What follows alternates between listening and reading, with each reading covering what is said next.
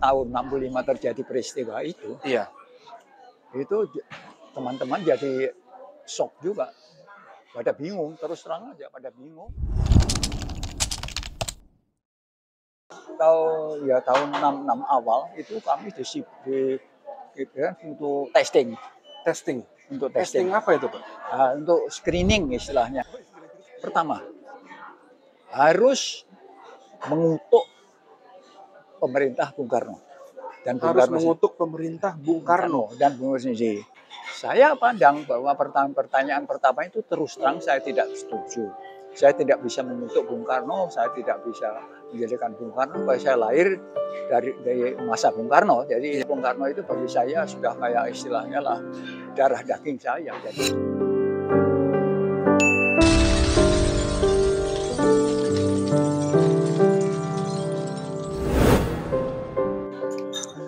Oke, kembali lagi dengan Belajar Rusia Indonesia. Kali ini kita sudah ketemu dengan Pak Daryanto atau Sudaryanto. Kita senang sekali nih Pak, Bapak bisa meluangkan waktu. Padahal sebenarnya saya baru tahu teman-teman, tadi Pak Sudaryanto cerita, ternyata rumahnya jauh banget dari sini. Dan dia bela-belain datang ke sini hanya untuk berbagi cerita sama kita semua. Dan mudah-mudahan ceritanya bisa teman-teman dapatkan sebagai inspirasi, bisa juga sebagai motivasi, tapi juga bisa juga sebagai informasi. Karena Pak Sudaryanto akan cerita banyak nih tentang pengalamannya selama di Rusia, bahkan Uni Soviet ya Pak ya, dari sejak Uni Soviet. Dan itu buat kita sangat menarik sekali. Kenapa? Karena memang generasi let's say ex-mahit atau orang-orang Indonesia yang pinter-pinter yang dulu dikirim oleh Bung Karno untuk belajar di sini, itu udah tinggal sedikit, bener ya Pak ya? ya. Nah,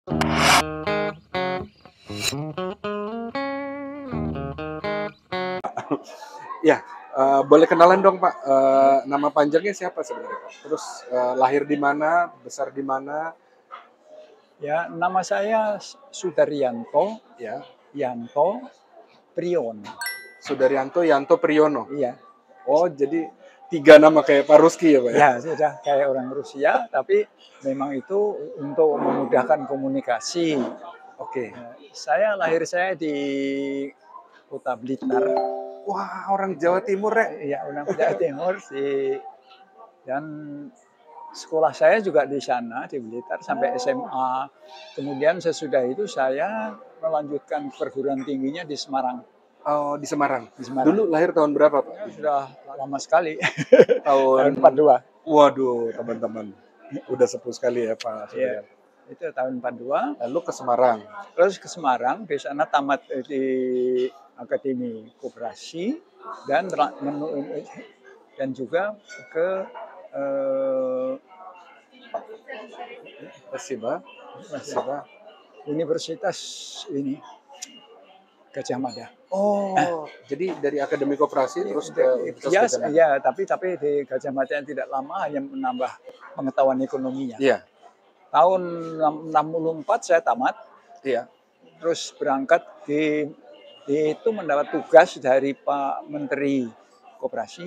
Menteri Koperasi. Pak Hadi pada itu untuk belajar ke luar negeri.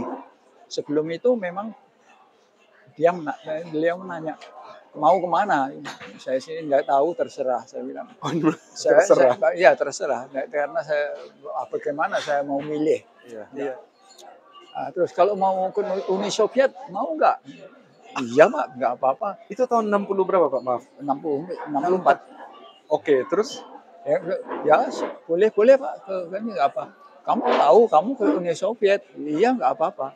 Memang saya sendiri informasi kita terutama di Indonesia tentang Uni Soviet agak kurang sedikit ya dibandingkan dengan informasi dari negara-negara lain.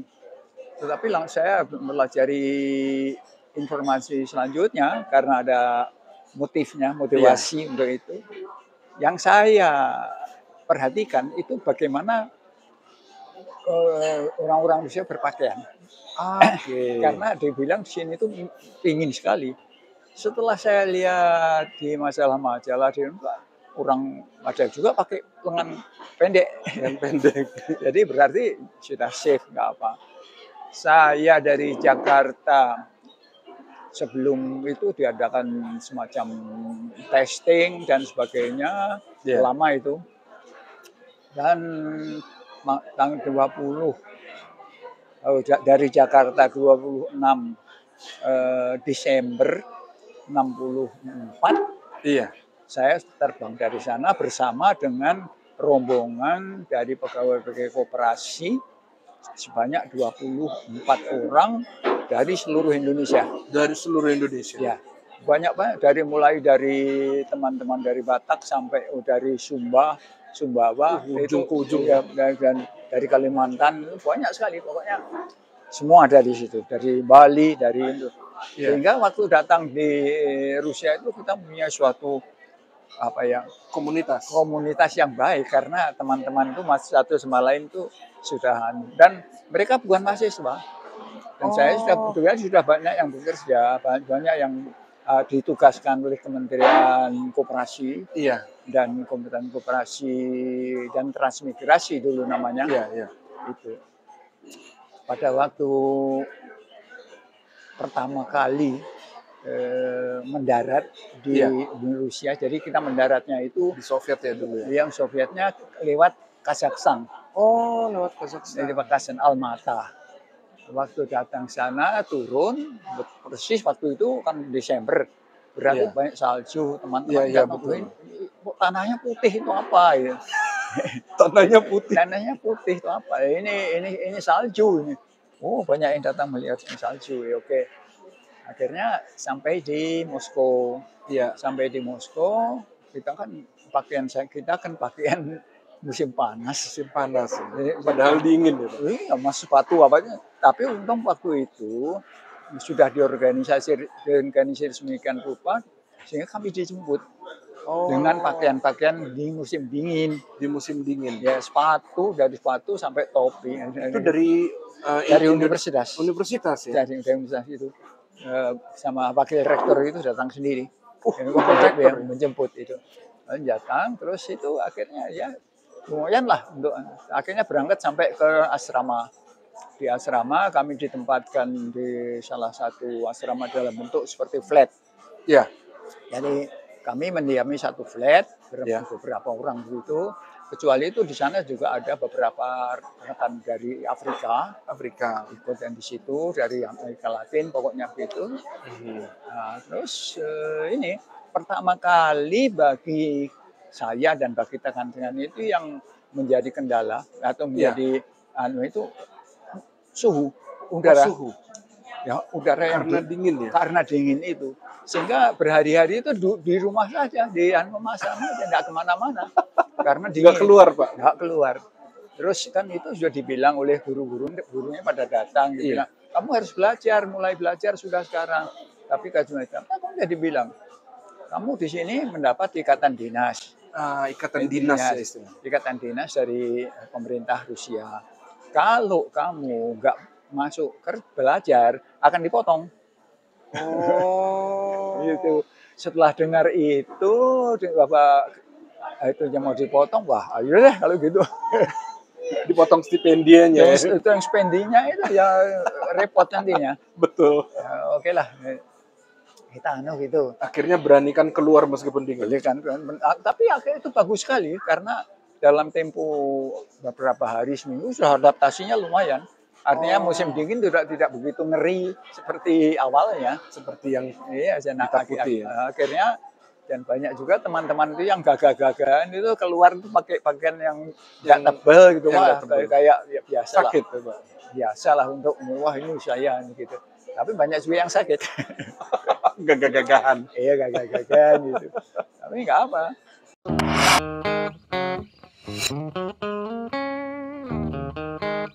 Nah, yang kedua itu tentu saja soal bahasa. Bahasa ya halangannya Pak. Di sana di waktu itu saya terutama dan teman-teman lain itu sebagai orang buta huruf. Sama sekali nggak tahu bahasa Rusia Pak? Nggak tahu. Saya dari Jakarta datang ke sini tahu dua kata. Spasiba dan daswidanya. Spasiba dan daswidanya. Itu. Jadi itu dua kata. Waktu itu kemudian kita kan harus eh, belajar Iya. bahasa Rusia dan sebagainya. Belajar bahasa dulu ya Pak ya? Belajar bahasa. Jadi kalau kita tahu ya bahasa-bahasa asing biasanya Iya. kita kan tidak bisa baca, tulisannya lain, tidak bisa baca. Karena itu bahasa asing kalau masuk ke telinga kita pertama-tama itu kayak gelombang suara. Oh. Kayak gelombang suara yang kita tidak tahu apa itu. Sama sekali. Ya, sama sekali. Pokoknya ya rame lah suara. Nah, kemudian kita bisa menyisihkan, silah-silahkan masing-masing ini kata, ini kata, ini kata. Baru mampu memahami kalimat.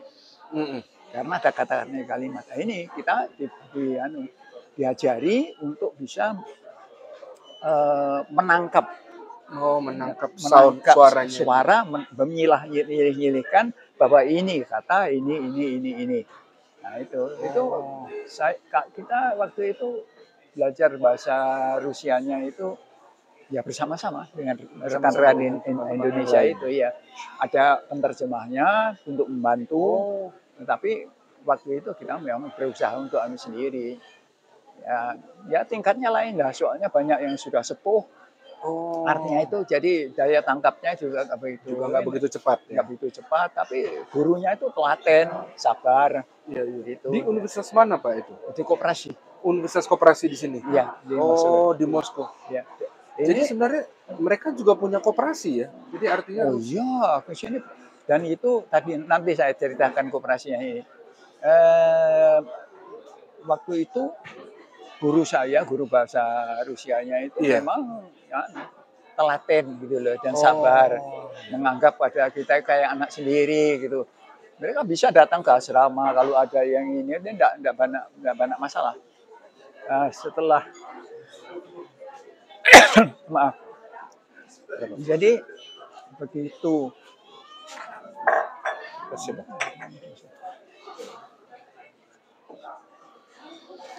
Terus akhirnya kami dalam tempo ya ini belajarnya tidak tersendiri. Jadi belajar bahasa itu bersama dengan belajar lain. Ya. Langsung ya? Langsung, ya. Oleh karena itu dalam tempo kira-kira setengah tahun dan itu sudah mampu nulis, mampu membaca, cepat ya, mampu bikin catatan dan itu dan mampu menceritakan apa yang saya baca. Nah, itu cukup juga dan buku-buku yang kami baca waktu itu disesuaikan dengan mata pelajaran yang akan diambil. Oh, jadi kalau misalnya Bapak itu berarti sesuai dengan ekonomi koperasi. Jadi langsung ke sana. Saya tidak mendalami bahasa sebagai juru bahasa, tapi bahasa sebagai tool untuk memahami ekonomi koperasinya.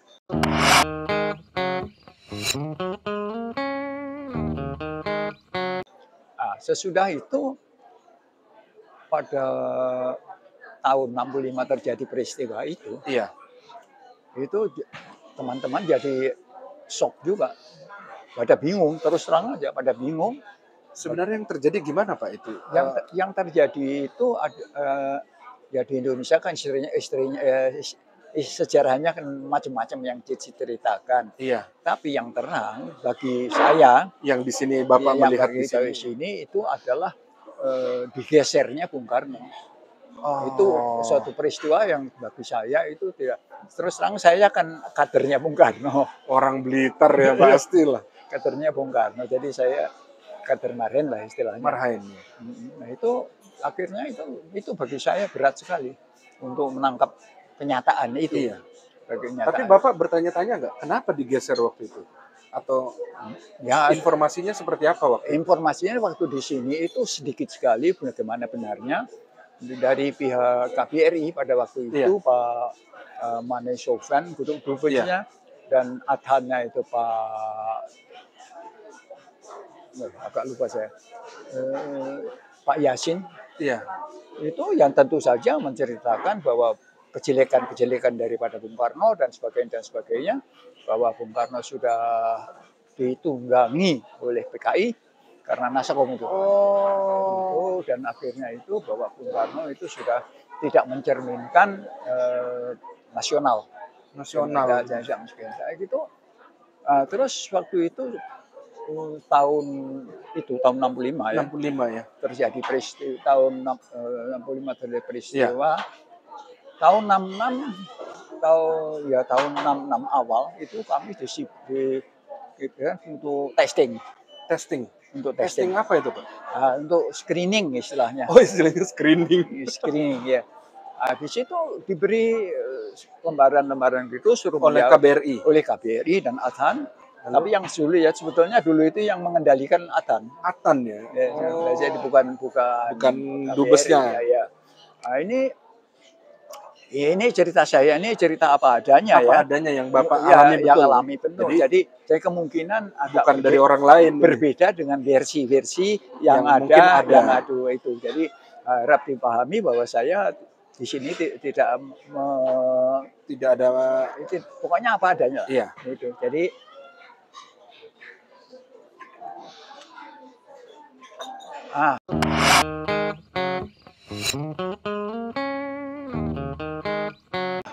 di screening itu ada tulisan-tulisan bahwa apa yang harus dikerjakan oleh mahasiswa-mahasiswa yang ada di sini.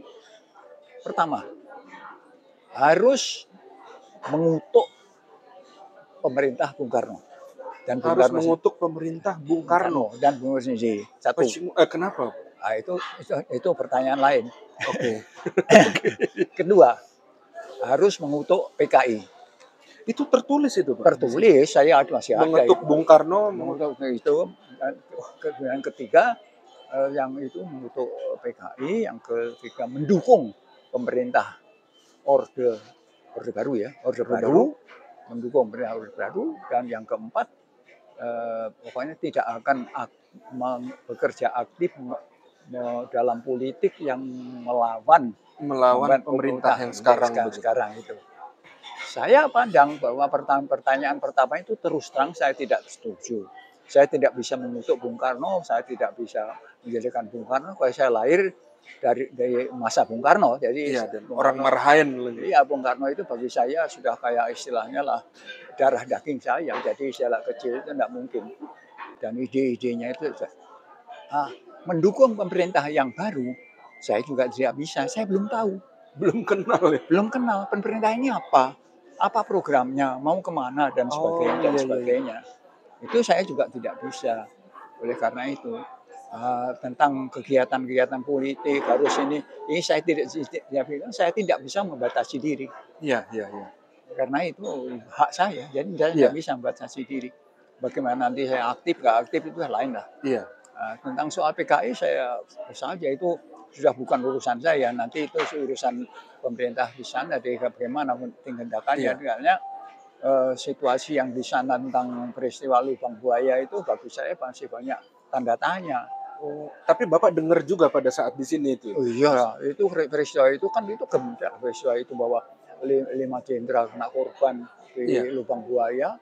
Itu sudah siapa yang inisiatornya, siapa yang menjadi itu kita kan tidak jelas, tidak jelas. Satu bilang ini yang ini si PKI-nya bilang ini ya diprovokasi dan sebagainya.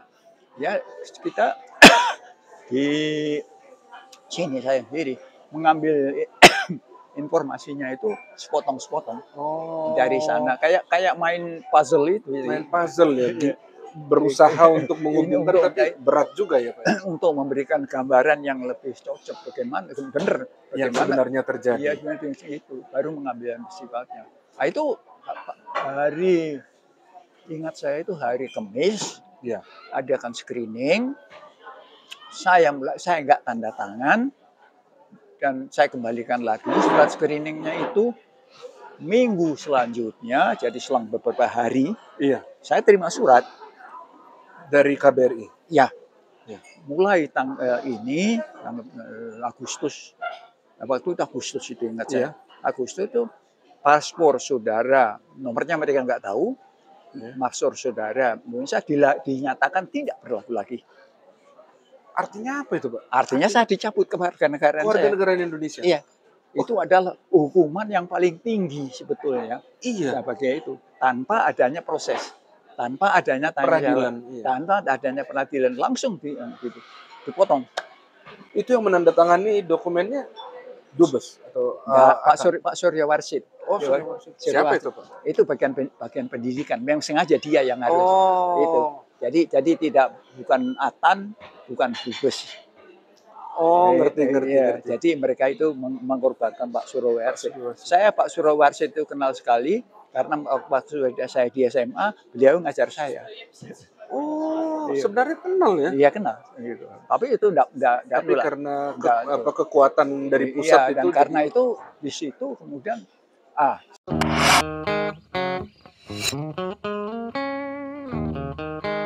setelah ada hal-hal yang demikian, saya ceritakan di kalangan mahasiswa iya, terjadi pergeseran, terjadi adanya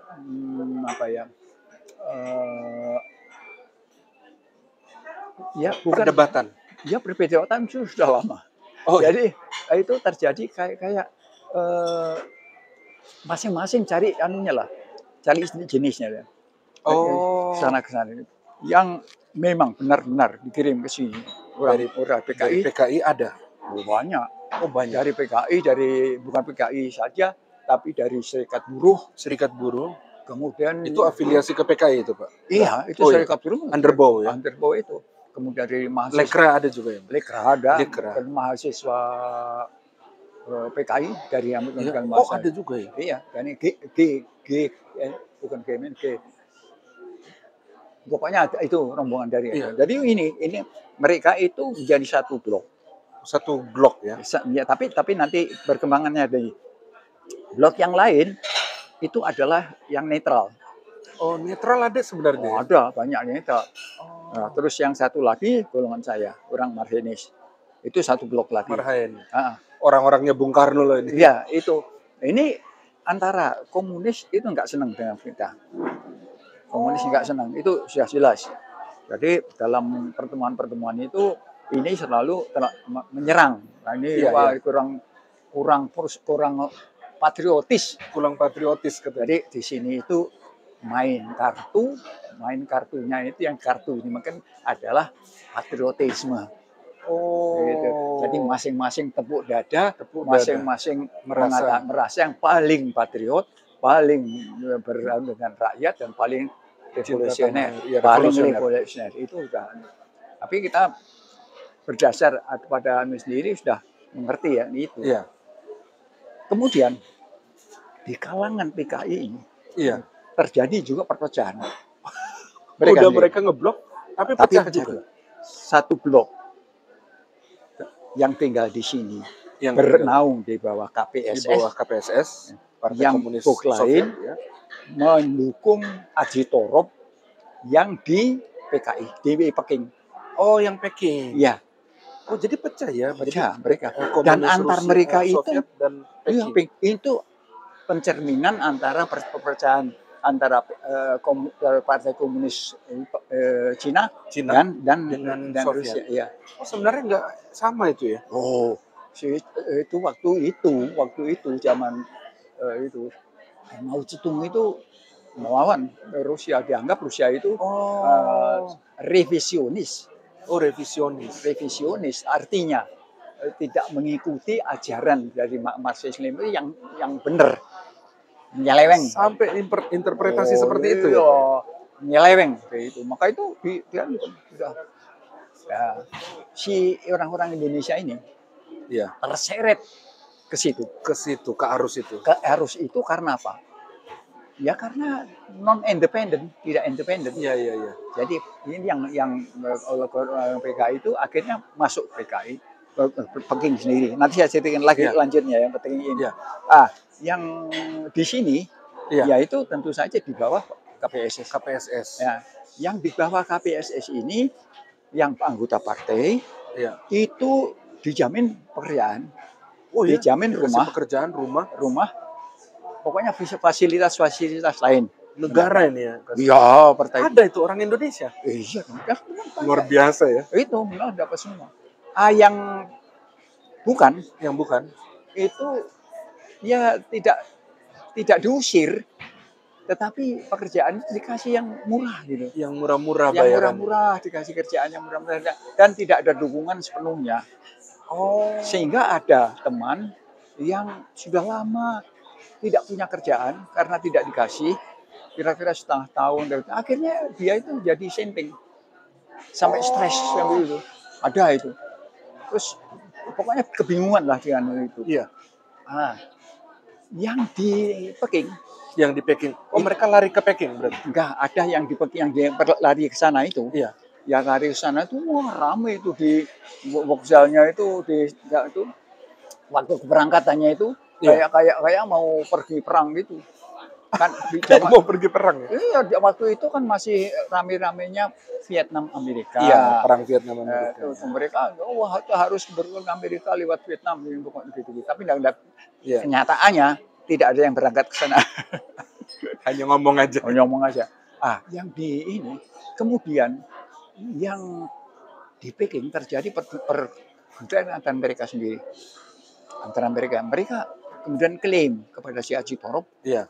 Karena apa? Haji Torop ya. Iya, Haji Torop itu dari anggota Politbiro PKI kita. Iya.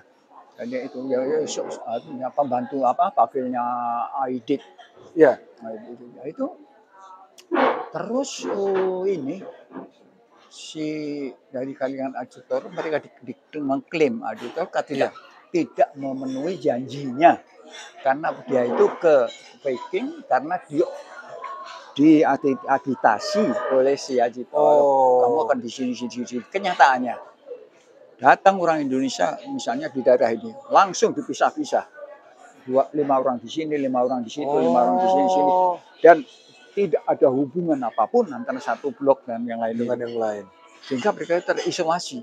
Iya. Satu sama lainnya. Satu sama lain. Terisolasi, tidak ada ini. Nah, itu menimbulkan gitu. Terus selanjutnya karena keadaan yang demikian itu banyak yang dari Peking berangkat ke Belanda. Ke Belanda. Oh, itu sejarahnya makanya ada Itu. komunitas yang Ya. Jadi itu dari ke Belanda. Waktu itu Belanda kenapa? Karena di sana ada organisasi Katolik yang mempunyai fund atau mempunyai pokoknya ya kayak charity fund gitulah. Iya. Untuk bantu imigran gitu. Oh. Mereka datang ke sana. Terus waktu itu pemerintah Belanda memberikan kalau orang Indonesia lahirnya sebelum 1945 mendapatkan keringan dan mendapatkan kewarganegaraan di sana. Oh, ada dulu ya? Iya, gitu. Jadi mereka bisa gitu. Bisa. Itu satu. Setelah di sini di Rusianya sendiri terjadi perestroika. Iya, 91 ya.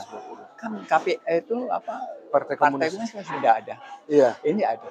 Terus yang memayungi kalongan komunis di Rusia ini tidak ada. Oh, mereka jadi bingung. Istilah di sana itu golongan gentayangan. Itu karena apa? Kan nggak mayu sana kemarin kan itu sampai di situ.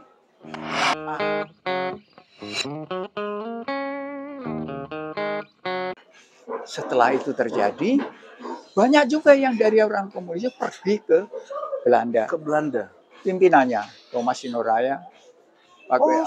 Sinoraya. Itu pimpinannya. Sukarman yang di sini itu juga bagian dari pimpinan itu. Banyak tuh. Banyak ya? Banyak. Kesana sini. Ke Belanda ya? Belanda. Katanya ada yang ke Perancis. Ada juga. Ada Belanda, ada Jerman dan Perancis. Yang di Perancis itu saya punya teman juga di sana yang tamatnya Korea Utara, dokter ahli bedah. Iya. Itu datang di Perancis hanya sebagai sanitar aja. Jadi enggak dikasih kerjaannya gitu. Itu sudah lazim lah. Gitu. Ini rekan-rekan ini yang sisa di sini komunis yang ada di Belanda, itu akhirnya mendapat dukungan juga dari beberapa organisasi yang ada di sana itu. Mereka mendapat semacam dukungan biaya lah, Biaya. sumber itu saya tidak tahu persis bagaimana perkembangannya ya. Iya. Saya tahu persis perkembangan yang yang lainnya, yaitu yang di sini bahwa setelah terjadi ini perubahan situasi itu. di sini, Iya. sikap daripada kita tidak tahu bagaimana Betul. sikap pemerintah Uni Soviet Rusia nantinya Iya. terhadap kita di sini. Iya. Nah, ini banyak juga yang pergi ke sana. Oh. Dari Moskow, dari golongan Moskow, iya. dari golongan bukan komunis. Yang bukan komunis. Yang bukan komunis, demikian situ. Waktu terjadi ini, taruhlah kudeta di Indonesia tahun itu, kita kan dinyatakan paspor kita nggak berlaku. Iya. Tapi kita kan harus punya dokumen. Iya. Ya, maka itu diberi dokumen namanya stateless. Oh, stateless. Ya, stateless itu. Tanpa warga negara. Iya. Warga negara. Iya, jadi tergantung lah. Ini saya nggak tahu. Jadi saya sebagai stateless daerah gerak itu 40 km dari Moskow. Oh, itu ada batasnya, Pak? Oh iya. Saya pikir stateless bisa berkeliaran di seluruh. Enggak boleh. Itu masih orang asing, dianggap orang asing. Dan itu waktu itu ketat. Batasannya 40 km. Begitu. Kalau mau ke luar sana harus izin khusus. Kemana, ngapa, dan sebagainya. Siapa yang mengundang. Yang mengundang. Dan pokoknya harus yang tanggung jawab nanti siapa. Iya. Di situ. Saya pernah sekali pergi ke luar kota mau main ski. Dekat Moskow gitu ya. Jalan-jalan gitu sudah sampai di sana, datang orang itu dari mana gitu. Dan tidak boleh di sini, sudah lebih dari 40. Saya nggak tahu. Dia bisa hitung ya? Iya, sudah lebih. Terus akhirnya saya dikembalikan, dikabarkan kepada dekanat, ini mahasiswa kamu ada yang layap di sini. Sampai tahu ya mereka ya? Iya. Terus akhirnya saya dapat teguran juga dari dekan, bahwa ini jangan dilakukan lagi gitu. Oke deh. Itu kan saya mau nanya nih Pak, itu kan setahun setelah Bapak nyampe kan 64 peristiwa 65 iya, itu. Iya. Itu berapa kira-kira waktu itu jumlah orang Indonesia mahasiswa maksudnya? Indonesia yang di sini? Yang di sini. Wah, itu 1.500-an juga ada di Soviet itu. Banyak ya? Banyak waktu itu. Nah, ini dan sebagian itu hanya mahasiswa aja. Iya, dan sebagian ada yang sudah pulang karena itu ada organisasi namanya kami keluarga, pokoknya mahasiswa Indonesia di Soviet. Dan apalagi banyak tuh itu banyak organisasi gitu.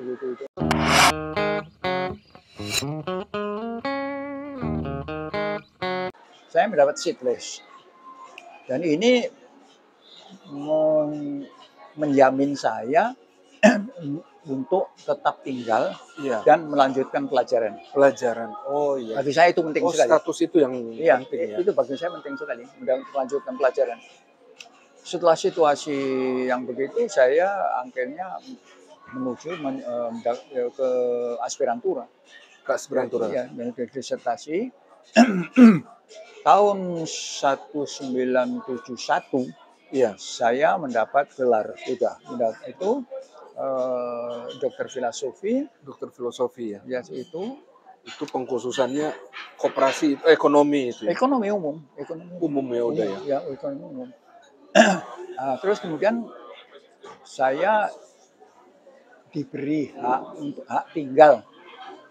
Jadi hak tinggal sementara, kitas. Dapat itu tahun berapa? 72. Setelah lulus aspirantura itu. Iya, diberi kitas, saya bisa bekerja. Itu untuk bekerja. Kalau nggak bisa bekerja. Oh, begitu ya. Iya, jadi kalau bukan siapa-siapa nggak boleh kerja. Kita pada suatu organisasi di bawah Koperasi Indonesia sebagai di laboratorium pasar. Laboratorium pasar. Penyelidikan pasar. Saya sebetulnya dibilang bahwa sebagai orang asing tidak boleh menjadi pimpinan grup, tidak boleh menjadi cabang dan sebagainya. Tapi setelah melihat kerja saya dan sebagainya, kan saya jadi kepala grup. Oh, akhirnya mereka tahu kualitas gitu. Terus akhirnya menjadi kepala bagian. Kepala bagian ya. Kepala bagian Padahal sebenarnya nggak boleh. sebenarnya nggak boleh. Tapi karena udah tahu track record Iya, Bapak. jadi mereka sendiri pimpinan-pimpinan koperasinya sendiri menganggap itu bisa. Jadi bidang saya itu adalah ekonomi pasar luar negeri. Ekonomi pasar luar negeri. Waktu itu ekonomi pasar belum ada di sini. Iya betul. Baru di kita. Pokoknya setapak dipelajari. Masih dipelajari. Masih pelajari itu bagaimana itu. Banyak kita mengadakan penyelidikan macam-macam itu. Ya dalam hal ini bahasa Inggris saya menolong. Oh iya. Bahasa Inggris menolong untuk mendapatkan informasi yang itu. Tahun 90 itu kan ada perestroika. Iya. Perestroika dan juga ekonomi lain, sehingga laboratorium saya itu dihentikan. Saya waktu itu sudah perkenalan dengan rektor daripada Universitas Koperasi, dan langsung dia bilang, datang aja terus kan kita bikin suatu fakultas baru, katanya begitu. Saya diminta untuk membantu bikin fakultas ekonomi internasional. Saya dengan senang hati datang ke situ. Terus akhirnya kami tapak semesta membangun itu fakultas itu. Ya, fakultas itu karena apa? Karena tidak ada ahlinya. Tidak ada siapa ya, tapi harus mulai belajar. Tapi spesifik sekali ya Universitas Koperasi gitu. Iya. Luar biasa. Jadi dan ini kita mempelajari bagaimana koperasi di luar negeri, bagaimana di Indonesia, bagaimana di Denmark, bagaimana jadi perbandingan begitu ya, semacam studi komparatif bagaimana sebetulnya metodenya dan sebagainya itu. Selanjutnya setelah universitas itu berkembang, itu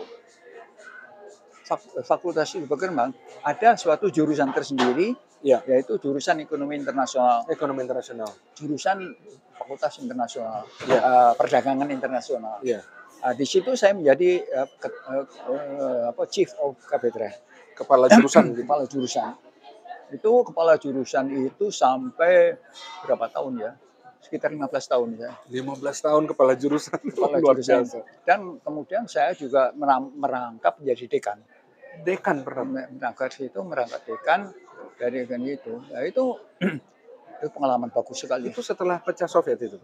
Atau sebelum? Ya, sesudah pecah Soviet, ya. Artinya sebenarnya ini menghapus stereotip yang saya tahu bahwa sebenarnya mereka itu hanya orang Rusia yang dipilih. Sebenarnya enggak ya, asal kualitas. Pemikiran kualitas. Jadi kalau kualitasnya baik ya mereka hargai juga. Banyak itu ahli-ahli dari luar negeri, dari Eropa, dari Amerika Latin dan sebagainya itu yang bekerja juga. Tapi penilaian karena kualitasnya, kecocokan dengan itu. Memang prioritasnya tentu saja orang Rusia dan mereka yang sudah bisa bahasa Rusia. Iya. Nah, pada waktu itu saya bahasa Rusia ya memang masih kurang sekali, tapi gimana Pak untuk komunikasi sudah bisa. Bisa ya. Maksudnya untuk naujni ya, untuk ilmu. Bahasa saya mengenai bahasa ya. Itu yang menolong adalah karena saya banyak membaca. Karena senang membaca. Banyak mendengar, banyak pidato. Iya. Bicara apa? Jadi lama-lama jadi bagus. Kayak itu. Jadi jadi saya fasih lah dengan bahasa ilmu. Iya. Atau bahasa hari-harian ya sudah nggak masalah. Ya. Bahasa ilmu ini kan yang lebih sulit.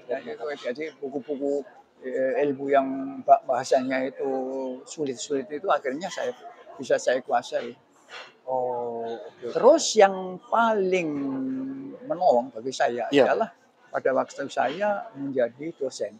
Dari dosen akhirnya saya kan bergaul dengan banyak mahasiswa. Berbahasa Rusia, baca kuliah semua dengan bahasa Rusia. Akhirnya itu juga membuat saya lebih fasih lagi dengan bahasa Rusia. Iya, dan saya banyak nulis buku, banyak nulis risalah juga gitu banyak. Buku udah banyak Pak dalam bahasa Rusia tapi bahasa Rusia banyak. Saya banyak ada sekitar 20 buku 20 buku. dan Dan ya, itu tentang koperasi mayoritas. bukan hanya koperasi tapi ekonomi internasional, Ekonomi internasional. globalisasi, perdagangan internasional. Malah ada beberapa tulisan-tulisan saya khusus mengenai Indonesia. Iya. Indonesia, energi Indonesia dan sebagainya. Oh, tentang Indonesia. Barusan ini muncul juga saya punya stadia di tentang energi sektor Indonesia. Sektor Indonesia. Ada yang batu bara dalam ekonomi sektor Indonesia. Dan banyak orang mahasiswa Bapak yang baca juga itu buku. Oh jelas, karena itu mereka menggunakan itu untuk acuan juga kan, untuk skripsinya, untuk diplomnya dan sebagainya. Saya waktu itu meluluskan ya. Jadi pokoknya yang lulus mahasiswa bimbingan saya, yang lulus itu wah sudah sekitar 1.000 lah. 1.000-an lebih dan itu orang Rusia. Orang Rusia. Ada juga. Belum ada mahasiswa Indonesia, Pak? Indonesia belum ada. Tapi ada Indonesia ada. Ya? Tapi yang ada dari Vietnam, dari Kampuchia, dari Cina, dari Sri Lanka. Itu banyak itu dan gitu. Dan saya artinya itu mengetahui lah bagaimana mereka itu. Dari Afrika juga ada. Itu jadi waktu itu saya artinya itu mendidik diri juga. Iya. Mendidik diri juga untuk berkomunikasi dengan pihak-pihak lain dan kecuali itu mengasah saya punya kemampuan itu untuk diarahkan ke bidang ilmu itu. Jadi nah ini kiranya ada juga hasilnya. Kemudian setelah beberapa itu saya diberi titel sebagai profesor. Sebagai profesor karena profesor harus mempunyai jumlah edisi, jumlah tulisan yang sesuai dan dalam jumlah tertentu. Iya, kalau dari jam terbang udah lama ini kan. Lalu tulisan juga ya. Tulisan itu saben tahun dites. Saben tahun harus atestasi. Apa ini. Jadi profesor itu saben tahun dites. Iya. Jadi saben tahun kalau profesor harus mengadakan tulisan, menerbitkan sekitar berapa gitu. Jadi kalau yang profesor tidur ya sudah dicopot nanti. Pasti dicopot ya. Jadi kita nggak bicara soal di Indonesia nih. Di Indonesia banyak juga Pak Profesor. Itu dicopot itu karena itu. Jadi waktu itu saya diaktifkan juga untuk ikut mengadakan penyelidikan itu di luar negeri. Saya pernah ikut kerja di Bulgaria, baca kuliah di sana, di Sri Lanka, ikut juga di situ. Jadi dan di negara-negara lain. Kalau di Indonesia sudah banyak saya baca. Saya di Universitas Krishna Dvipayana, Mercubuana, Hasanuddin. Ini udah banyak juga kampus-kampus yang Bapak jalani Bapak baca leksi di Makassar itu, yaitu Universitas 45. Pokoknya ada itu. Kecuali itu saya karena ingin mengeterapkan kemampuan saya dan mengeterapkan pengalaman saya.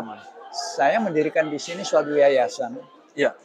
Yayasan pusat the Center of Cooperation Russia Indonesia. Economic Cooperation Russia Indonesia. The Center of Collaboration Indonesia and Russia.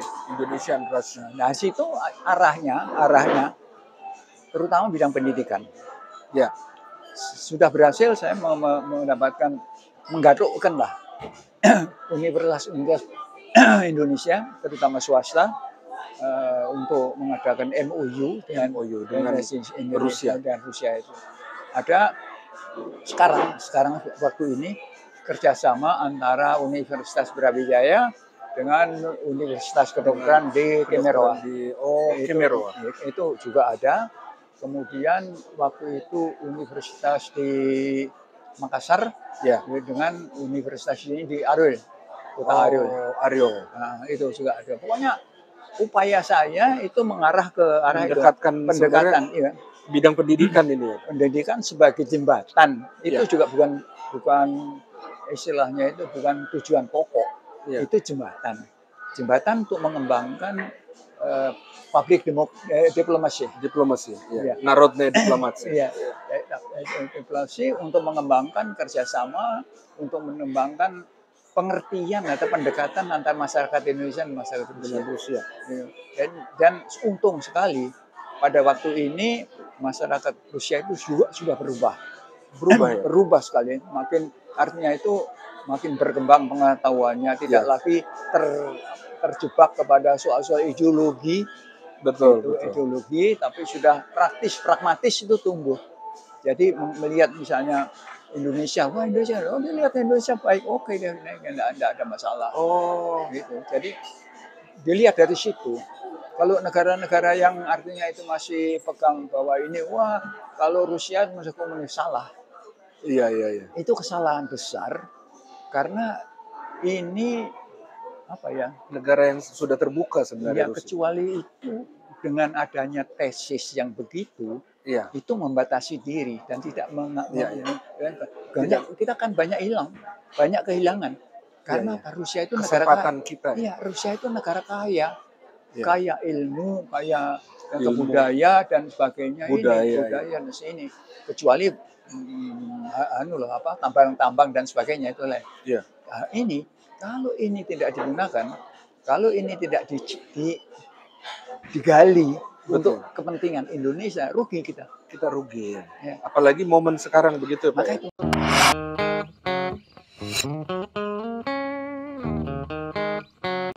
Jadi di sini artinya itu saya dorongkan, galilah apa yang berguna untuk Indonesia. Betul. Jadi jangan sampai kita itu terjebak dalam pokoknya mata ideologi itu nggak ada artinya itu. Nggak ada artinya. Tidak ada artinya. Dan bahkan sekarang Rusia udah pragmatis sekali. Iya, dan itu nggak ada artinya pada sekarang. Itu sehingga misalnya di Indonesia sekarang itu ya ada di informasi ada anti PKI itu oke deh. Memang itu ideologi yang tidak bisa dianukan sekali dari sejarah mereka. Sejarah Indonesia dan sebagainya. Cuman kalau saya tanya sebetulnya kalau dari PKI itu sendiri apa sih yang Anda antikan? Antinya itu anti apa? Itu masih banyak jawaban yang selingsur, nggak tahu. Jadi karena apa? Karena semboyannya itu begitu. Jadi, lozungnya seperti itu. Jadi begitu. Jadi kalau kemudian saya teruskan. Saya selama di universitas itu artinya itu mendapat pengertian lah, mendapat penghargaan sesuai dan saya selalu bersana mereka ini Indonesia. Jadi terlepas dari waktu itu Bapak stateless, mereka tetap menghargai itu. Tetap menghargai. Kemudian tahun 95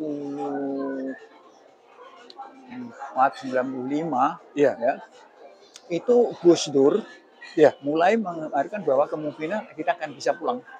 Itu dari Gus Dur yang memulai. Dari Gus Dur itu. Luar biasa. Ya, jadi Gus Dur mengatakan itu, kita sudah artinya itu enak itu artinya semangat lagi. Terus untuk menyambut semangat itu, karena ada satu syarat, kalau Anda tidak punya paspor, Anda tidak bisa kemana-mana. Maka itu saya mengajukan untuk menjadi warga negara. Selang 30 tahun. Selang 30 tahun tanpa warga negara? Mengajukan warga negara lagi setelah Gus Dur kasih sinyal. Sinyal itu. Karena apa? Tujuan saya untuk bisa kembali ke Indonesia. Jadi selama Bapak nunggu itu, Bapak justru bukan kayak ya udahlah nggak usah kembali ke Indonesia. Sebenarnya masih pingin ya pada saat. Saya sebenarnya gimana Pak perasaan? Siang dan malam pikiran saya itu tentang Indonesia. Bagi saya segala informasi barang dari Indonesia bagi saya itu kayak jimat gitu istilahnya itu. Jadi kalau dulu kan kita itu dikurung, tidak ada informasi, tidak ada apa dari Indonesia. Surat pun tidak bisa. Surat pun nggak bisa ya? Nggak bisa. Jadi bayangin selama 35 tahun itu ya kayaknya di pulau buru. Oh, Seperti gitu itu, ya Pak. dan Ya? tidak gitu, dan tidak ada Dan lah. ini mungkin bukan hanya Bapak aja yang merasakan perasaan Iya, ini. makanya teman-teman itu juga begitu. Kayak seperti Pak Sumanto, Pak itu juga begitu. Nah ini setelah ada keputusan begitu, saya memberanikan diri untuk, karena apa? Ada tujuan. Ya, Paspor itu bagi saya instrumen, bagi saya adalah ya. alat untuk Alat. bisa menembus pintu ke Indonesia. Oh, itu setelah Pak Gus Dur, almarhum Gus Dur ya? Ya, kemudian di sana kan ada perkembangannya Iya, itu, iya, iya. sudah putusannya dan perkembangannya itu. Ah, Lalu itulah pertama kali bisa ke Indonesia, Pak. iya tahun 2000.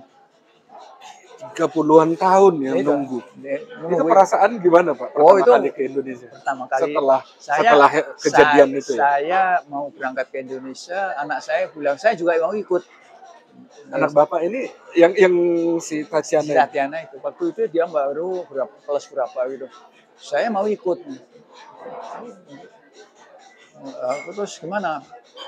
Ya udah deh. Nah, terus saya urus, kita berangkat berdua. Dan saya juga senang akhirnya ada teman kan. Ada temannya. Ibunya bolehin juga? Iya.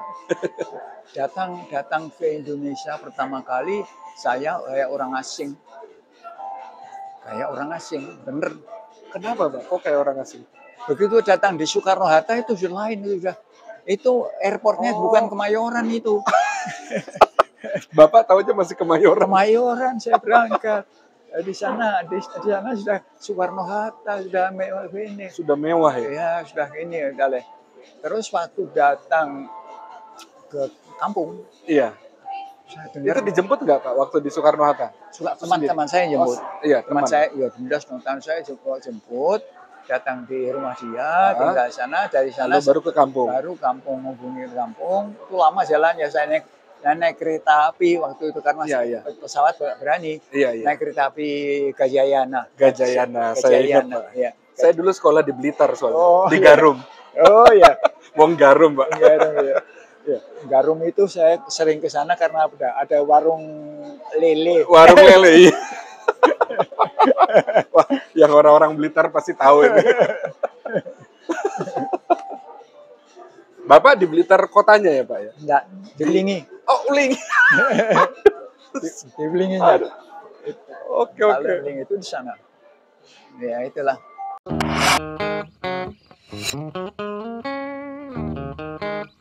Pertama kali pulang gimana Pak? Jadi waktu datang di kampung, datang di Malang. Ya Malang. Saudara saya kan di Malang. Dengarkan omongan anak muda itu nggak ngerti saya. saya diem aja seminggu. Padahal kan bahasa Jawa Pak. Iya bahasa Jawa tapi saya beda gitu. Terus akhirnya itu seminggu itu saya diem.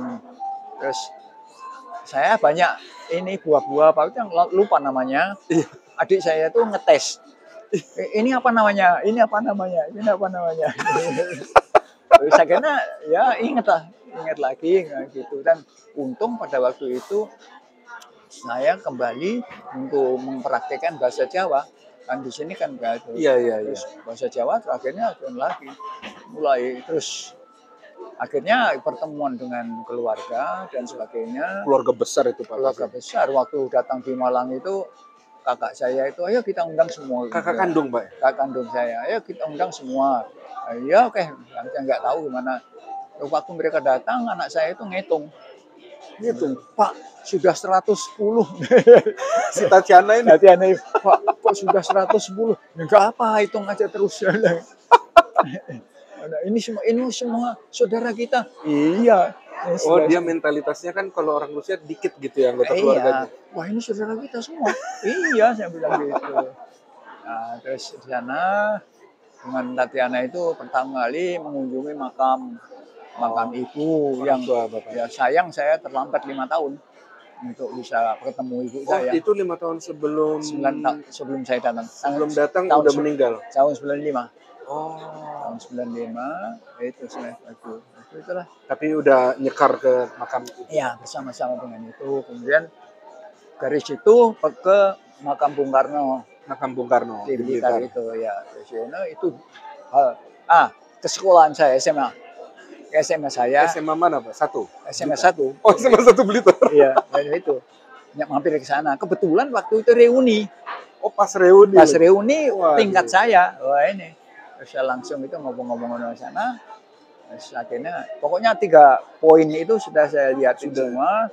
Terus sambil jalan-jalan tuh ngelihat tempat indekos saya dulu. Oh, jadi nostalgia. Pak. Nostalgia ini, tapi tidak ada semua udah. Dan itu terus akhirnya inilah jadi perkembangan baru sehingga waktu itu saya mempunyai bayangan yang lebih konkret Ya. tentang perkembangan Indonesia. Indonesia. Sampai di mana kemajuannya. Ya. Kemajuan salah satu contoh, saya datang ke kampung yang itu saya lihat internet cafe. Saya jadi jurut loh. Itu di Blitar padahal. Di kampung Kampung saya. Kok di kampung saya sudah ada internet cafe? Wah ini bukan main ini. Jalannya itu yang dulunya jeblok itu sudah ya aspal gitu ini.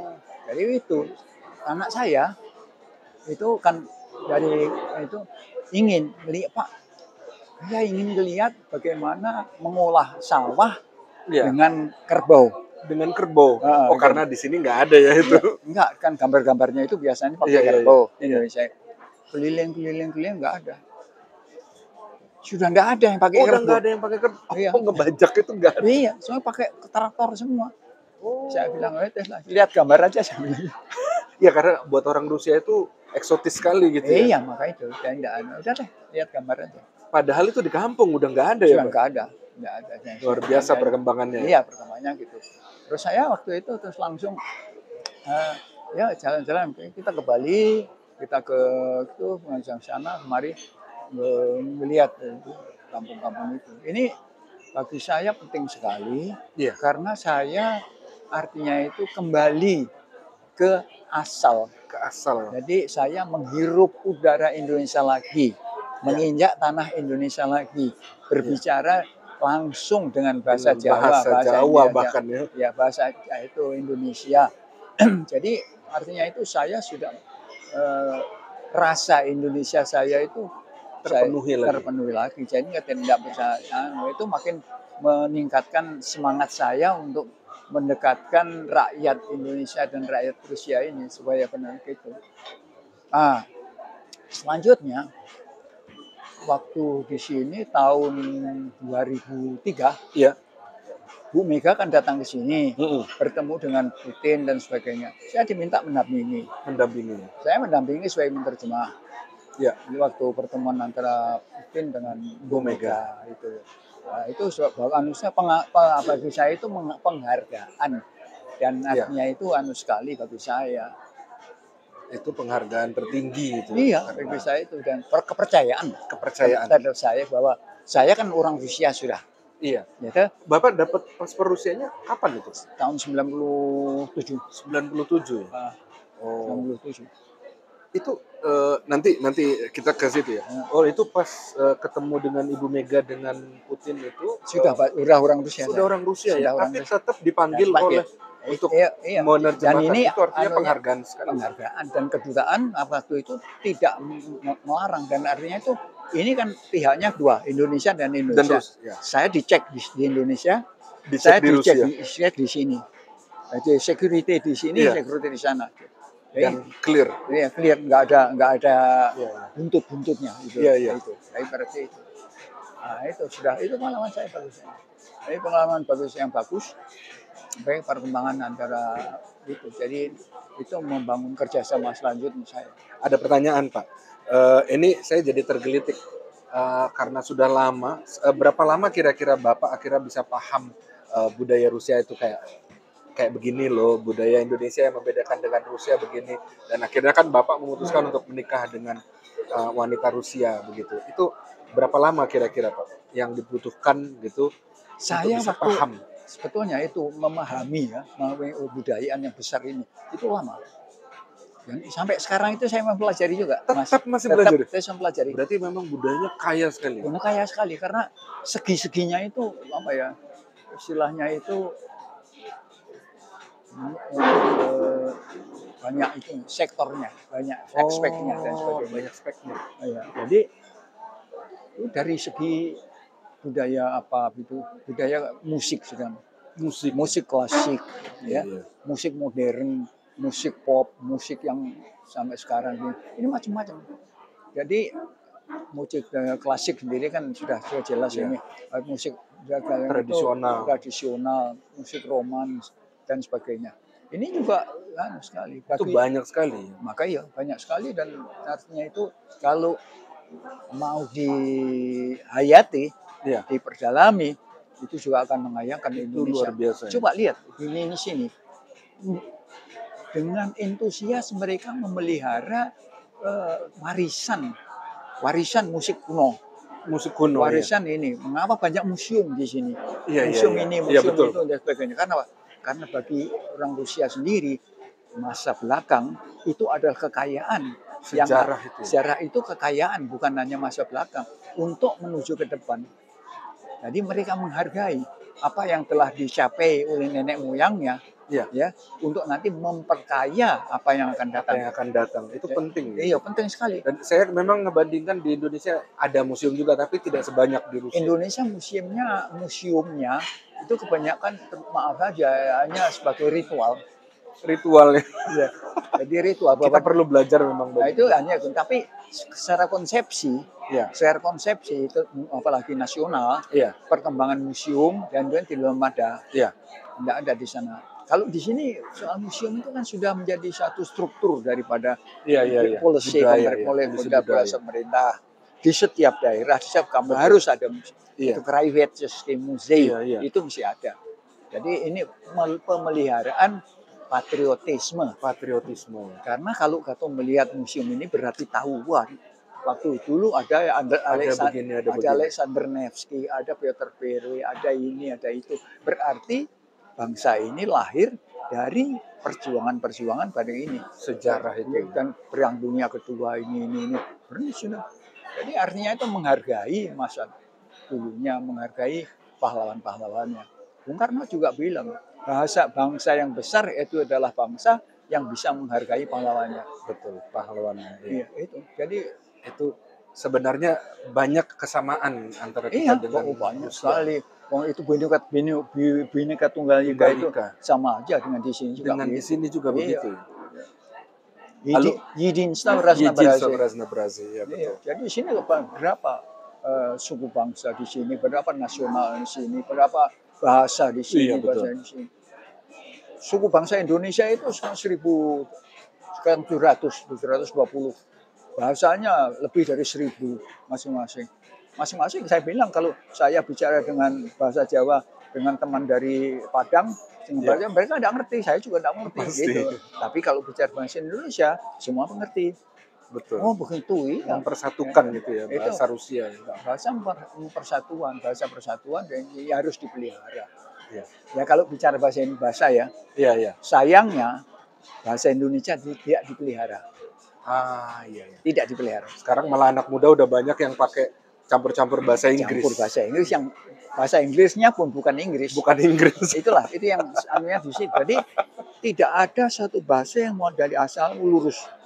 Saya dengarkan kan mereka bicaranya itu sepotong-sepotong. Sepotong bahasa Indonesia, sepotong bahasa asing, sepotong bahasa Jawa. Pokoknya semrawut gitu. Nah ini sayang sekali. Karena itu, maka itu saya tanya sama Nadir, kamu masih ingat nggak tembang Jowo nanti ini? Wah nggak paham mas. Saya tunjukkan gambar di sini foto. Ini lihat, mahasiswa Rusia belajar gamelan. Tari sinden, ada yang ini itu. Oh iya kamu sendiri nggak orang Indonesia.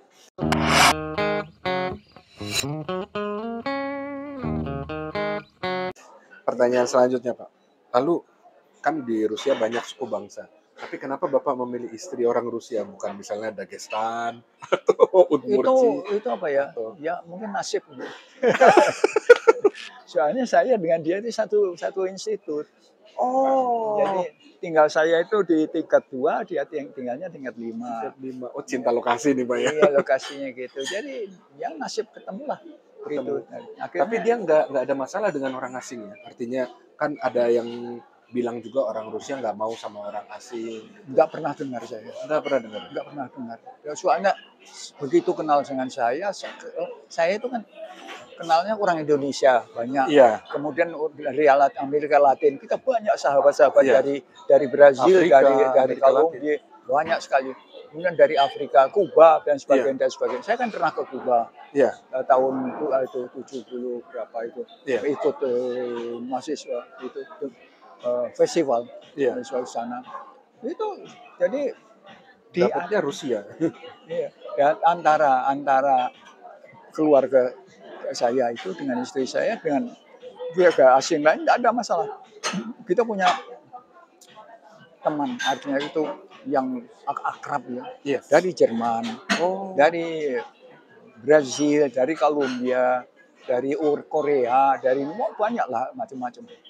Dan waktu kami istirahat di pantai selatan itu kan urusan internasional semua. itu, Iya.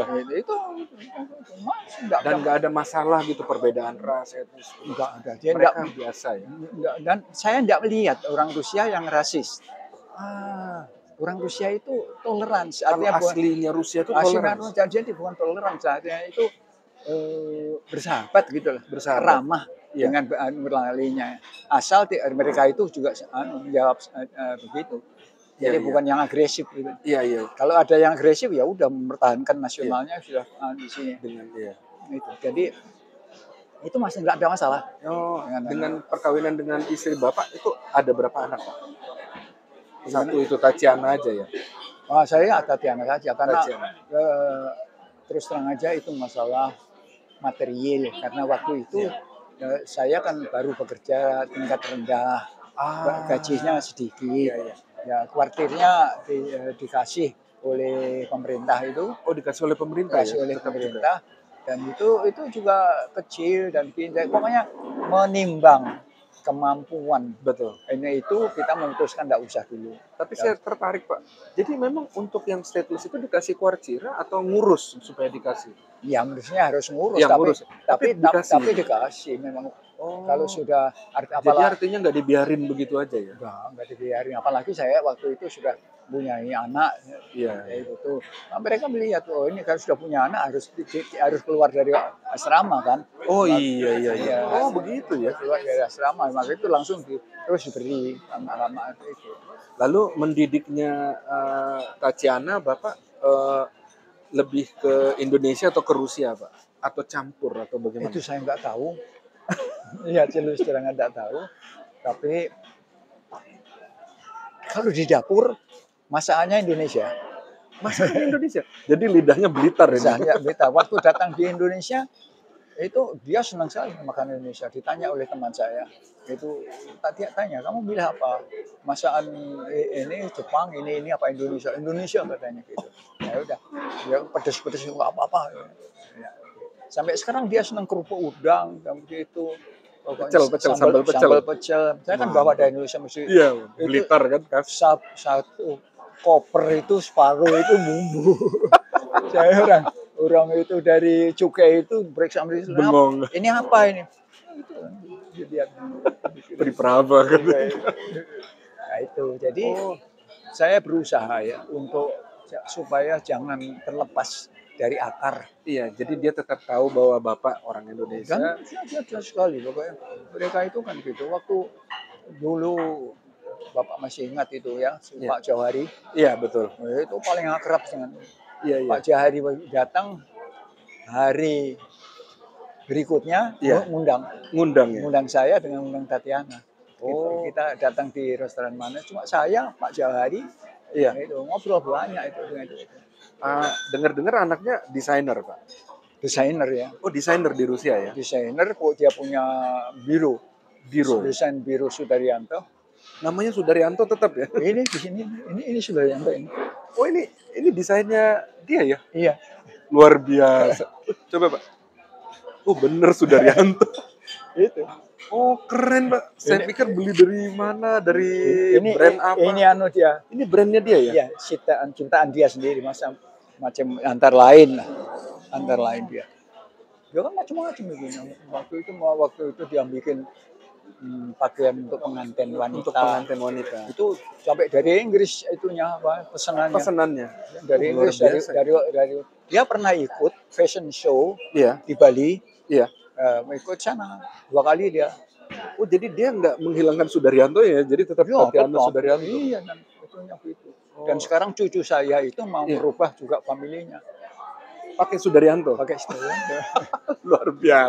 biasa Pak. Jadi pokoknya itu Jadi dia tetap ingat tetap Indonesianya itu Indonesia ya. gitu. Jadi pokoknya hubungan lah itu. Sekarang saya belajarin mereka bahasa Indonesia. Saya ambil waktu untuk Iya. terus yang begitu lah di Iya. Indonesia. Dikit-dikit pasti dia tahu lah Pak ya.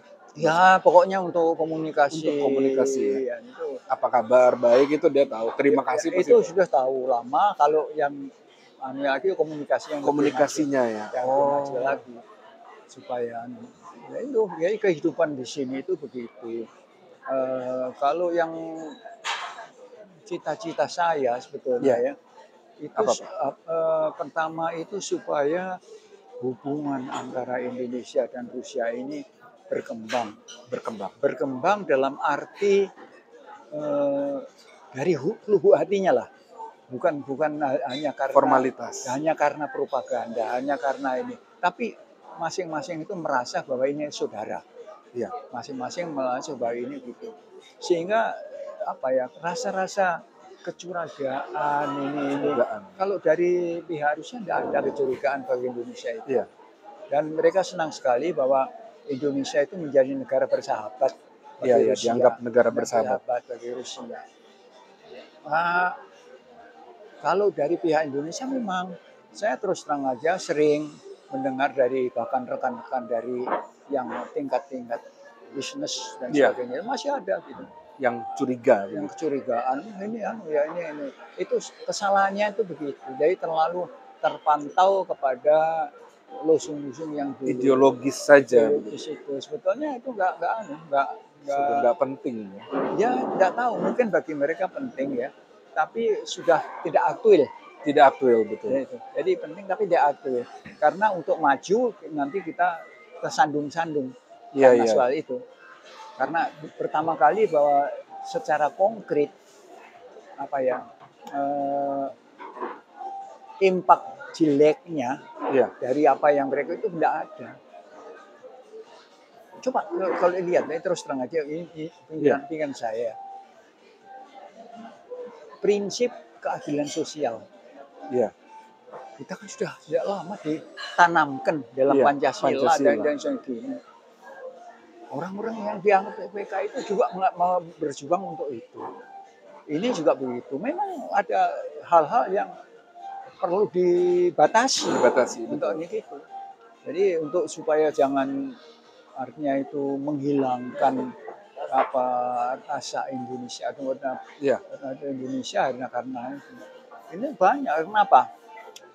Indonesia itu istilahnya itu gadis cantik. Oke. Ya, semua ngincer. Ya, ngincer. Ingin mengawinkan, ingin jalan, ingin godain ini semua. Itu memang berat bagi Indonesia. Jadi untuk memilih itu. Sekarang Indonesia terus terang sekali pelajari ekonomi ya. Anda juga tahu. Indonesia butuh investasi. Iya, betul.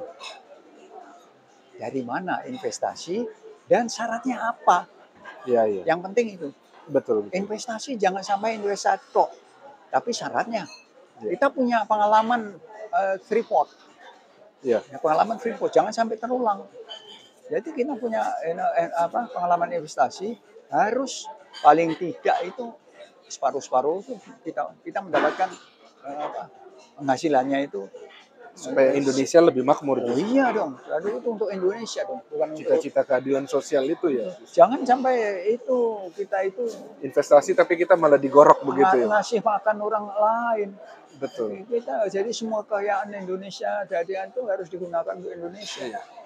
Luar biasa. Jangan dijual begitu aja. Sekarang banyak itu investor dari luar yang hanya ingin nyedot dari Indonesia ya. Iya. Itu enggak ada. Sayangnya pejabat-pejabat Indonesia itu terus terang saja banyak yang tidak memahami soal itu. Ada beberapa yang malah justru nggak peduli begitu. Nggak peduli karena apa? Karena motifnya itu mendapatkan marza, mendapatkan dari itu. Apaannya nanti sudah itu hari nanti lah. Yang penting sekarang itu gimana? Nah, itulah timbulnya korupsi, timbul itu dari itu. Dari situ. Karena Karena pribadi gitu. kecuali itu kesadaran nasionalnya rendah. Kesadaran nasional, Orang patriotisme. orang yang korupsi itu moralnya yang begitu. Jadi walaupun apa-apa, tapi kalau moralnya itu masih suka mencuri, suka mengamalin, ya udah kan di situ. Walaupun jabatan tinggi lebih bahaya lagi, Iya. kesempatannya lebih banyak. Betul, karena Iya, besar banyak besar kekuasaan. itu. Maka itu. Jadi ini kita harusan lah. Artinya itu istilahnya itu kalau bahasa Rusia itu riba tuhnit segala we. Iya, riba tuh segala. Jadi ikan itu rusaknya kan dari kepala. Riba tuh juga. Iya. Maka itu waktu ini saya bilangkan pada rekan-rekan, kok sekarang ini banyak tuduhan-tuduhan pada anggota parlemen, pada ini. Iya. Kesalahan kamu kalian. Kenapa? Kamu kan yang milih. Rakyat yang milih. Kan yang milih. Ya waktu milih harus teliti dong. Betul. Dia harus teliti, jangan sampai sekarang. Karena mereka minta itu. Kenapa mereka menjanji ini. Yang mau maju itu butuh pemilih. Betul. Dia butuh pemilih. Dan ingin jadi, saya bilang, Anda anggap mereka mau jadi pimpinan nasional? Iya. Tidak mungkin. Mereka mau jadi ndoro. Iya, jadi tuan aja. Iya, jadi ndoro. Dan ini Anda jadi kawulo. Itu aja. Iya. Jadi hanya itu di situ. Oleh karena itu jangan mengharapkan dari mereka terlalu banyak. Betul. Jadi itu selama struktur dan pemerintahan itu begitu, tidak akan bisa dihapus. Bapak ini sebagai seorang marhaen lah bisa saya bilang begitu, pasti tahu pemikiran-pemikiran yang cerdas dan luar biasa dari Bung Karno, dan juga pengagum Bung Karno pasti. Apalagi tadi Bapak bilang salah satu tugas pertama yang harus dilaksanakan ketika ke Indonesia itu ke makam Bung Karno, dan sudah terpenuhi. Lalu sebagai orang tua juga sesepuh kita di Rusia, dan sebagai orang yang Indonesia banget tapi juga sudah paham Rusia. Kira-kira apa yang bisa Bapak sampaikan untuk generasi muda dan orang-orang Indonesia yang terkait tentang Rusia atau tentang masa depan Indonesia, Pak? Ya, saya bisa mengatakan begini. Ya. Dimanapun kita berada, ya, terutama anak-anak muda, jangan terpesona oleh gebiarnya negara asing, tapi berusahalah bikin Indonesia jadi gebiar. Jadi itu semua harus ke sana. Itu tujuan yang utama itu. Indonesia. Jadi semua harus fokus ke Indonesia. Kalau negara maju ini coba Eropa, semua Eropa, Amerika, lihat aja Eropa itu apa sih? Mereka itu ngambang karena rempah-rempah Indonesia. Itu dari sana. Makanya Belanda jajah itu kan. Belanda itu sekarang ramah dengan Indonesia karena apa? Karena mereka sudah nyedot Indonesia banyak. Tapi sifat sebagai kalau istilahnya itu penyedot itu masih tetap bagi mereka. Gitu. Itu bagi saya setiap anak muda itu harus pertama kali itu menggembleng diri kepada jiwa keindonesiaannya itu harus tebal.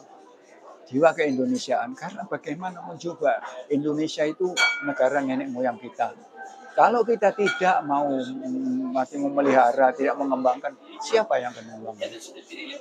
Nggak ada. Padahal generasi muda yang akan nanti. Generasi muda yang akan datang nanti itu makanya saya bilangkan, jangan terlalu terpesona untuk kebiaran negara-negara asing. Bikinlah negara Indonesia kebiaran, itu satu. Yang kedua, jalinlah persahabatan dengan bangsa-bangsa lain sebanyak mungkin. Sehingga Indonesia nanti bisa, artinya itu eksistensi di dalam masyarakat dunia itu rata. Jadi begitu dalam hak-haknya begitu. Bukan sebagai koloni, bukan. Tapi artinya itu mempunyai harga diri lah. Harga diri yang tinggi. Tetap itu harga diri Indonesia harus dipertahankan dalam pergaulan dengan negara-negara orang asing. Kamu itu dari mana? Saya Indonesia. Walaupun paspor saya Rusia. Itu yang dibawa begitu. Saya orang Indonesia. Saya orang Jawa. Saya orang Blitar. Dan nggak malu Bapak bilang begitu ya? Ngapa harus malu? Iya ya. Saya tidak pernah malu kalau saya bilang orang Blitar. Malah saya bangga. saya bisa sampai sini. ya itu, dan itu artinya itu di sini saya terus terang aja tadi saya bilang Iya. 35 tahun tidak ada mendukung, tidak ini kerja di atas nama saya sendiri, kerja dengan prestasi saya sendiri. Iya. Saya sekarang sudah menjadi Zasluzhny, Zasluzhny. Digital Nauki.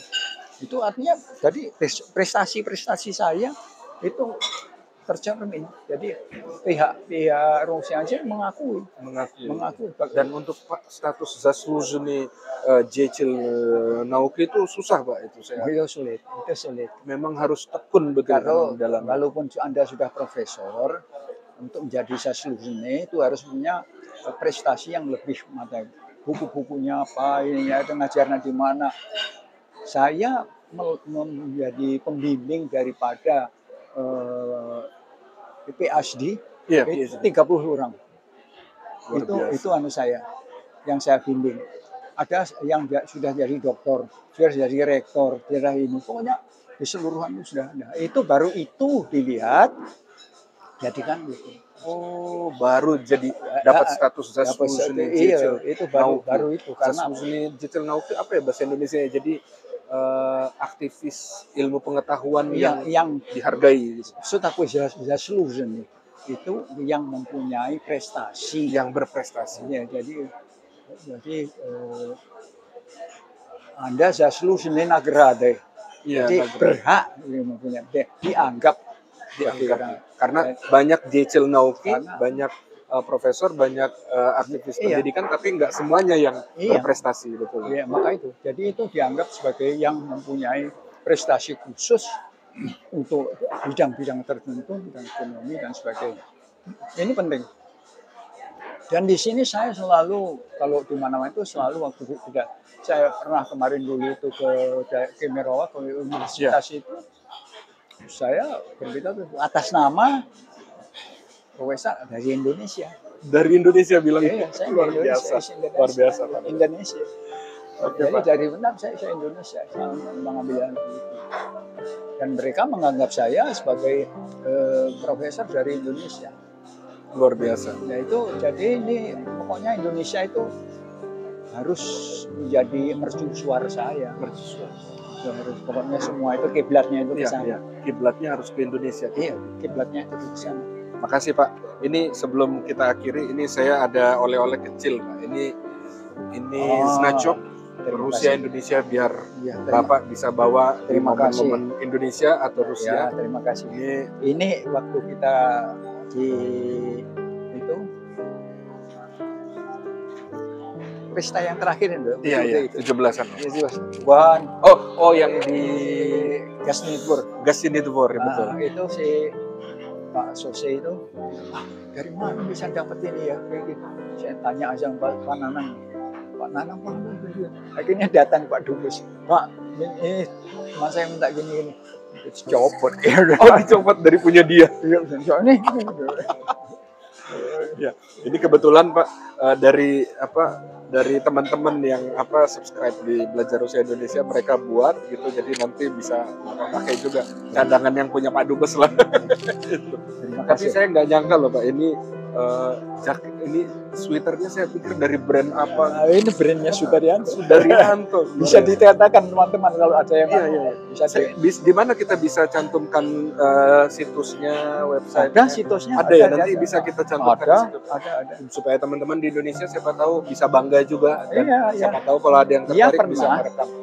Dia pernah. Bisa beli gitu. Dia pernah meraih Grand Prix di Milan. Di Milan ya, karena menayangkan busana batik ya. Wah. Karena batik itu banyak gitu dan muncul di sana. Dan bayangan saya di sini berkali-kali itu juga batik itu. Kalau saya ke Indonesia, pesanan dia itu batik. Batik ya? Mesti batik. Jadi saya tuh menyediakan satu koper khusus. Beli batik aja. Itu batik macam-macam gitu. Saya pergi ke Blitar, sana murah. Iya. Kalau di Jakarta mahal. Kalau di sini kan murah. Iya. Satu koper. Tapi dia di Moskow Pak ya, Tatiana? Iya. Dia di Moskow. Jadi tidak jauh bisa ketemu gitu. Jadi Dan dia pernah juga ikut-ikut di KBRI sana sini. Tapi sekarang karena anaknya tiga dan tiga Belum gajian nah tuh. dan kerjanya itu juga sekarang kerjanya dia apa? Kerjanya dia aktif di perfilman sebagai sutradara busana. Wah. Banyak film-filmnya sudah keluar. Si cucu saya, Iya. si Sanoka itu Berapa tahun, Kak? sekarang sudah 14 tahun, Wow. sudah punya paspor, dan dia juga sudah main di film. Di film ya? Dia sudah main film. Nanti boleh Pak foto-fotonya Pak. Kita mau biar kita tampilkan gitu anak sama cucu lumayan gitu. Ya, dan yang kedua sudah kelas 3 SD. Yang terakhir kelas 2. Kelas 2 SD. Wah, beda setahun ya. Itu Cewek semua atau? Cewek semua dan mereka itu kreatif. Ini yang usaha kreatif. Mereka itu yang nari, mereka itu ya gambar, mereka itu ya nyanyi, kok macam-macam kegiatannya, dan artinya itu menyibukkan diri dengan jadi bukan hanya layap gitu di mana-mana itu. Yang saya suka di sini kan anak-anak itu dari kecil udah dengan seni, dengan iya itu memang dikembangkan, terutama bidang seni, bidang jadi ya itu yang menjadi apa ya, sumber energi bagi saya. Wah, mantap. Oke Pak, makasih Pak. Sekali lagi makasih.